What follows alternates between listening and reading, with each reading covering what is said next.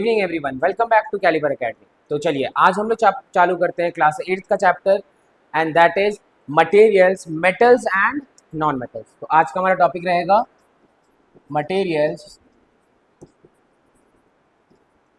That are metals and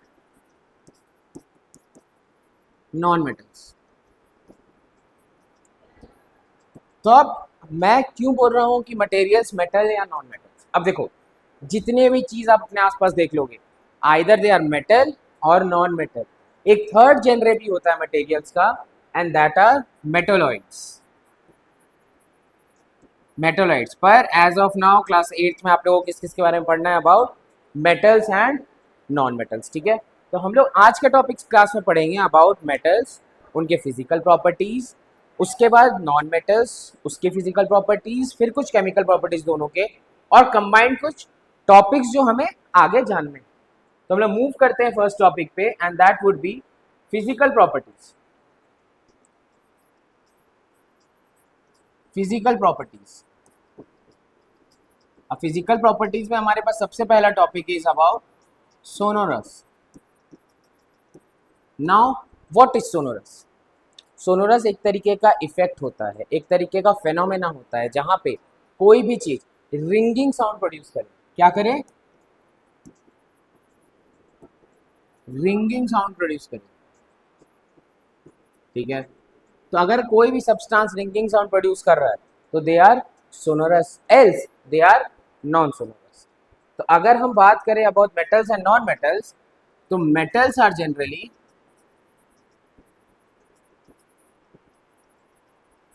sonorous and non-metals are generally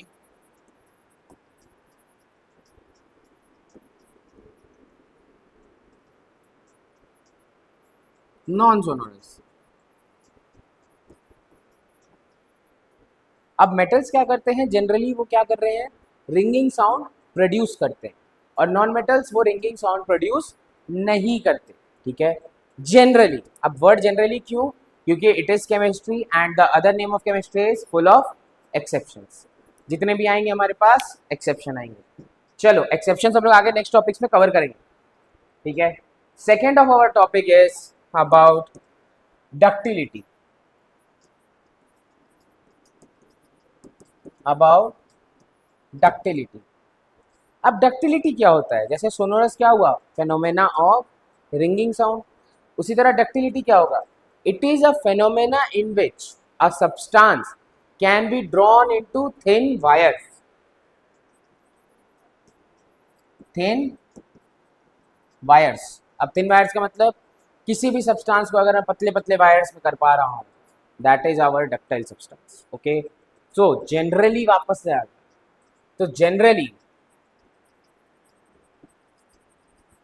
metals में क्या होते हैं? Ductile and non metals are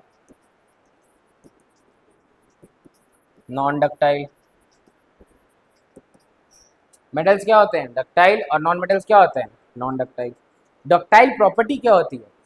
the property of a substance to be drawn into thin wires. ठीक है, ये हो गया अबाउट डक्टिलिटी। इसके बाद हमारे पास वर्ड आ जाता है लस्चरस।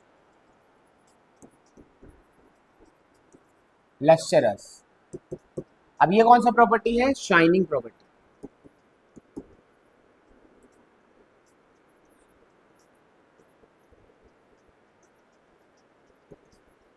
शाइनिंग प्रॉपर्टी मतलब अगर कोई सब्सटेंस चमक रहा है that means it is a lustrous substance, और अगर कोई सब्सटेंस नहीं चमक रहा है so that is a non lustrous substance. अब generally metals are lustrous and non-metals are non-lustrous। Metals क्या होते हैं? लस्चरस होते हैं, और नॉन मेटल्स क्या होते हैं? नॉन लस्चरस होते हैं। ठीक है, तो अभी तक जो हमने कवर किया वो क्या क्या था? About sonorous, ductility and lustrous. अब इसके अलावा next topic is about malleability.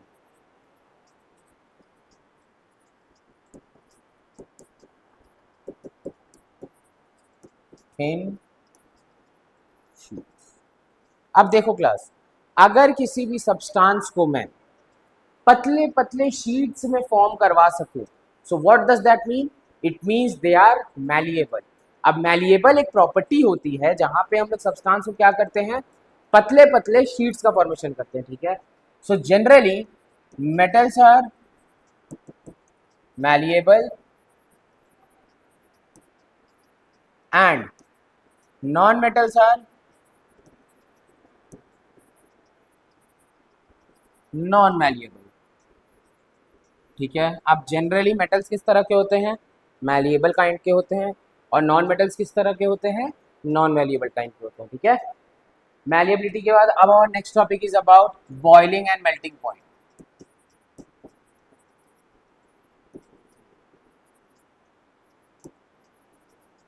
Boiling and melting point, वापस से हम लोग इसमें किस किस के बारे में पढ़ेंगे? Firstly about metals, second non metals. चलो अगर मैं बात करूं मेल्टिंग एंड बॉइलिंग पॉइंट क्या है, let suppose class now we take a example. हम लोग ले रहे हैं एक प्लास्टिक का लकड़ी, ठीक है। Let suppose this is a plastic stick and at the same time we have a iron stick, same length, same diameter, everything same लंबाई का और मोटापा का हमारे पास स्टील का स्केल है, एक प्लास्टिक का स्केल है। लेट सपोज अब अगर हम इनको जलाना स्टार्ट करेंगे क्या होगा, क्या होगा? मेटल वाला जो है यानी कि जो आयरन का स्टिक है वो क्या करेगा, धीरे धीरे मेल्ट होगा। बहुत ज्यादा टेम्परेचर में हीट करूंगा तब जाके वो मेल्ट होगा, पर प्लास्टिक वाला तुरंत हो जाएगा। इससे क्या पता चलता है, मेटल्स के melting point and boiling point दोनों क्या होते हैं, हाई, और इसका melting point and boiling point दोनों क्या होते हैं, लो, ठीक है। तो generally metals have a very high melting and boiling point, on the other hand non metals have a very low melting and boiling points, ठीक है क्लास। इसके बाद आ जाता है मेरे पास about conductance, conductance of heat and electricity. वापस से metals, non metals,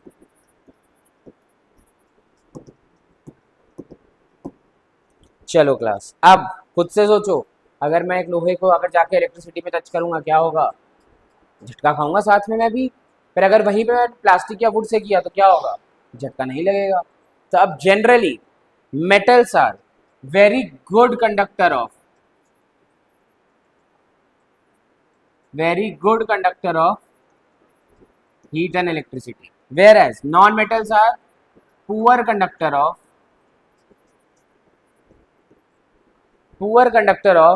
heat and electricity, ठीक है क्लास। ये थे हमारे पास about conductance of heat and electricity. अब मेरे पास नेक्स्ट टॉपिक आ जाता है and it is about tensile strength, ठीक है। नाउ अबाउट टेंसाइल स्ट्रेंथ, ठीक है। अब टेंसाइल स्ट्रेंथ क्या होता है, इस टॉपिक के बारे में थोड़ा समझते हैं हम, ठीक है।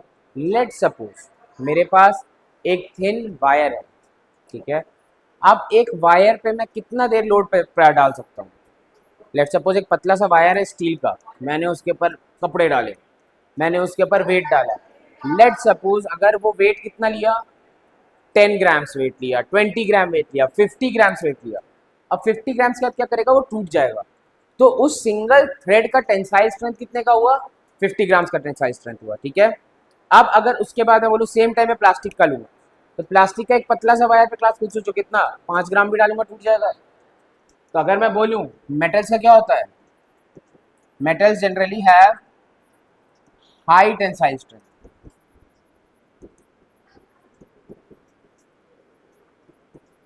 high tensile strengths, and non-metals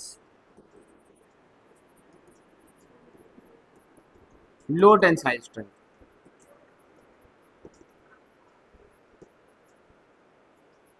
ठीक है। किस तरह का होगा, लो टेंसाइल स्ट्रेंथ, ठीक है। अब इसके बाद आ जाता है हमारे पास about their appearance, physical property में ही आ जाएगा हमारे पास क्या है, अपीयरेंस। अपीयरेंस अगर मैं बात करूं तो मेटल्स आर जनरली हार्ड, ठीक है, metals are generally hard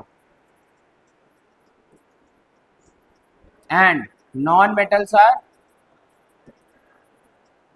soft. आप इसमें एक प्राइम एग्जांपल है जो हमें पता करना है। डायमंड के बारे में जान रहे हो, कोहिनूर नहीं, डायमंड, ठीक है। डायमंड क्या होता है, it is a hard substance, तो diamond is one of the very hardest substance, ठीक है। तो डायमंड क्या होता है हमारे पास, हार्ड सब्सटेंस है, पर है क्या, non metal. So this is an exception.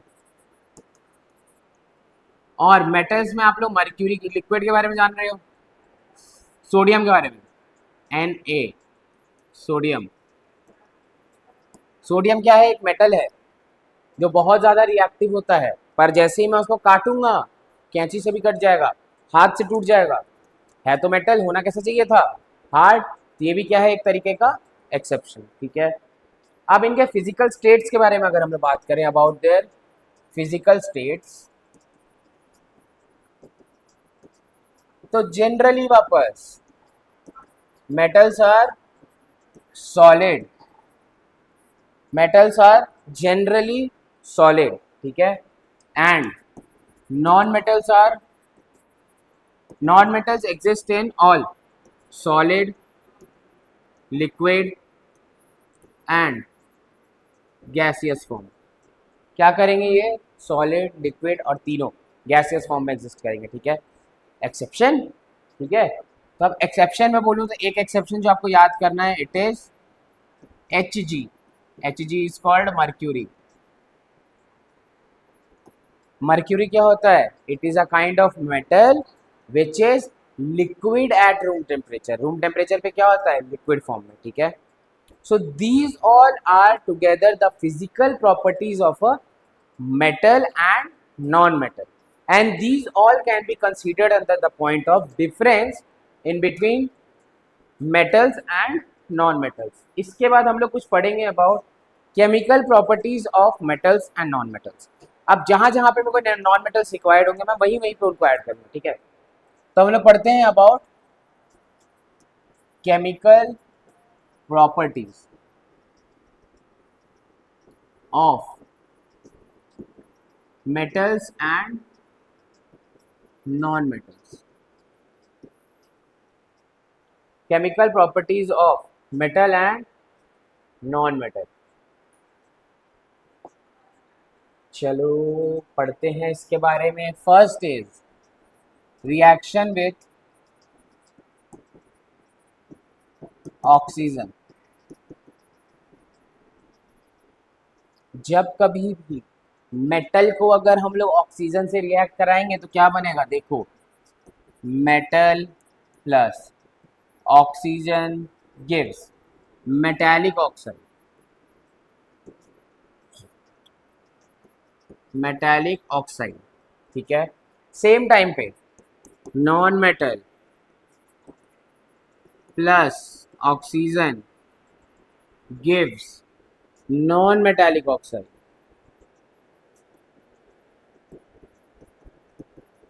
Examples देख लेते हैं कुछ हमारे लोग यहाँ पे। Now potassium is a metal we know, तो पोटेशियम के बारे में देखते हैं। Na plus O2 gives Na2O। इसका नाम क्या है, सोडियम ऑक्साइड, ठीक है। और C plus O2 gives CO2। Carbon क्या है मेरे पास यहाँ पे, नॉन मेटल, सोडियम क्या है, मेटल। तो generally whenever metal or non-metal reacts with acids, sorry, reacts with oxygen, they give metallic oxide and non-metallic oxide respectively, okay. Now let's move to the topic with water. Whenever metals react with water, they give metal hydroxide, they give metal hydroxide. Now let's take the example sodium plus water gives NaOH plus NaOH. This is sodium hydroxide. ठीक है, उसी तरह अगर मैं बोलूँ magnesium अगर react करेगा water के साथ तो क्या बनाएगा, MgOH whole twice. This is magnesium hydroxide. क्या बनाएगा, मैग्नीशियम हाइड्रोक्साइड। ठीक है, अब अगर वो ऑक्सीजन के साथ रिएक्ट कर रहा है तो क्या बना रहा है, ऑक्साइड। वाटर के साथ रिएक्ट कर रहा है तो क्या बना रहा है, हाइड्रोक्साइड। अगर वो बस हाइड्रोजन के साथ रिएक्ट करेगा तो क्या बनाएगा, हाइड्राइड। ठीक है, तो देखो whenever metals react with hydrogen they give metal hydride, they give metal hydride. जैसे कि sodium plus H2 gives NaH, sodium hydride. Magnesium plus H2 gives MgH2, magnesium hydride. ये दोनों क्या है, ये क्या हुआ, सोडियम हाइड्राइड। ये क्या हुआ, मैग्नीशियम हाइड्राइड। क्या हुआ, सोडियम हाइड्राइड और मैग्नीशियम हाइड्राइड। ठीक है, तो क्या हुआ, मेटल के रिएक्शंस थे कुछ। अब इसके बाद अगर मैं बोलूं whenever metals react with acids, अगर मैं बात करूं मेटल्स प्लस एसिड्स, तो whenever metals react with acid they form metallic salt plus they release H2 gas. क्या रिलीज करते हैं उसके साथ, H2 गैस। ठीक है, तो हम लोग एक काम करते हैं, एग्जांपल देख लेते हैं। मेटल में मेरे पास क्या आ गया वापस से, sodium. Now let's take a salt that is HCl, तो ये क्या बनाएगा, NaCl plus H2। Now this is a salt, we all know which kind of salt, metallic salt। ठीक है, उसके बाद अगर मैं लूँ Mg प्लस H2SO4, क्या देगा हमें, MgSO4 plus H2, MgSO4 plus H2। अब MgSO4 क्या है, magnesium sulphate, and it is again a kind of metallic salt. ठीक है, उसके बाद अगर मैं बोलूं whenever metals react with non metallic oxide. ठीक है, ठीक है, नहीं आपको नॉन मेटालिक ऑक्साइड के बारे में पढ़ लिए। मेटल का रिएक्शन अगर मैं बोलूं, इतने ही टॉपिक्स के ऊपर थे। अब इसके बाद इसमें एक टॉपिक आ जाता है, that is about corrosion and alloys. ठीक है, तब कोरोजन क्या होता है क्लास, कोरोजन वाला टॉपिक देख लेते हैं। जंग लगना तो सारे जानते हैं, रस्टिंग का प्रोसेस तो सारे जानते हैं। Rusting is a type of corrosion. क्या होता है, वो एक कोरोजन का टाइप है। अब कोरोजन एक्चुअली में क्या है, whenever metals react with moisture, moisture का मतलब क्या हो गया, H2O plus O2, this combined is called moisture, this combined is called moisture. ठीक है, whenever any metal comes in contact with moisture they lose their physical properties। ठीक है, अब देखो जब कभी भी वाटर के साथ आयरन रिएक्ट कर लेता है मॉइस्चर के प्रेजेंस में, तो क्या बनाएगा, FeOH whole twice, this is called rust, sorry Fe2O3, this is called rust. अब जब कभी भी कोई भी मेटल अगर रिएक्ट कर रहा है मॉइस्चर के साथ, वो एक नए सब्सटेंस का फॉर्मेशन करेगा, एंड दैट इज रस्ट।